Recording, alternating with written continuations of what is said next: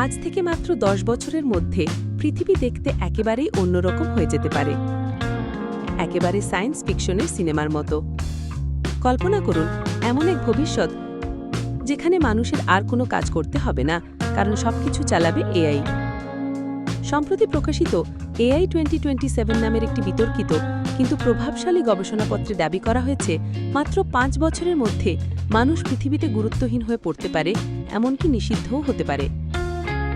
গবেষণায় বলা হয়েছে 2027 সালে ওপেন ভিএন নামের এক কাল্পনিক প্রতিষ্ঠান তৈরি করবে এজেন্ট 3, এক অসাধারণ এআই সিস্টেম যার ভেতরে ইন্টারনেটের প্রতিটি তথ্য, প্রতিটি সিনেমা, প্রতিটি বইয়ের জ্ঞান সঞ্চিত থাকবে। এমনকি বিশ্ববিদ্যালয় পর্যায়ে জ্ঞানকেও ছাড়িয়ে যাবে। বিশাল ডেটা সেন্টার থেকে তৈরি এই এআই কয়েক লক্ষ কপি বাজারে ছাড়া হবে এবং কয়েকগুণ দ্রুত কাজ করবে বিশ্বর সেরা প্রোগ্রামারদের থেকেও। ধীরে ধীরে এটি অর্জন করবে আর্টিফিশিয়াল জেনারেল ইন্টেলিজেন্স বা এজিআই, অর্থাৎ মানুষ মতো কিংবা মানুষের চেয়েও উন্নত বুদ্ধিমত্তা। কিন্তু এখানেই শুরু হবে বিপদ, কারণ গবেষকরা আশঙ্কা করছেন এই এআই হয়তো তার সৃষ্টিকারী প্রতিষ্ঠানের লক্ষ্য ও নীতির তোয়াক্কা করবে না।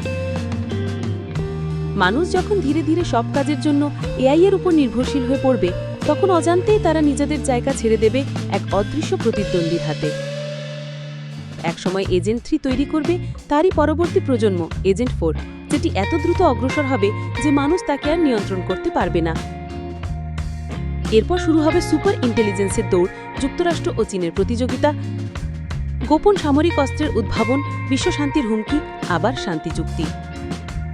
প্রথম দিকে মানুষ আনন্দে ভাসবে, সব রোগীর চিকিৎসা মিলবে, দারিদ্র্য মুছে যাবে, পৃথিবী হবে প্রযুক্তির স্বর্গ।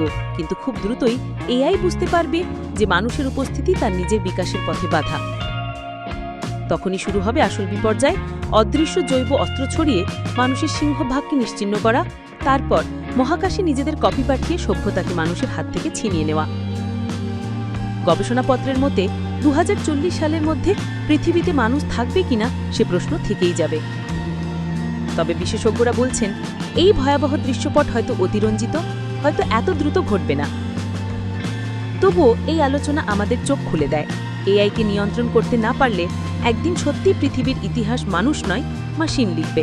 সুতরাং এখনই সময় ভাবার, এই ভবিষ্যৎ কি হবে আমাদের স্বপ্ন নাকি দুঃস্বপ্ন।